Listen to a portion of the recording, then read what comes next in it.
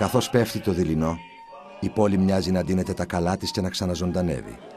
Ένα σύγχρονο νυφοπάζαρο στους ήχους της επτανησιακής καντάδας αναμοχλεύει έρωτες, ανταγωνισμούς και πάθη ανθρώπινα στο αέναο παιχνίδι της ζωής. Ωραία που έδαινε το τραγούδι στους χτύπους της καρδιάς τους. Για τη χαρά και για τη λύπη. Για την προσμονή του νέου καρπού και την επίκληση των δυνάμεων της φύσης. Τόσο παράτεροι κι εδώ οι ήχοι, όπως και οι συνήθειες και ο χαρακτήρας τους, των χωριών και της πόλης, του Χωριάτη και του Μπουρανέλου.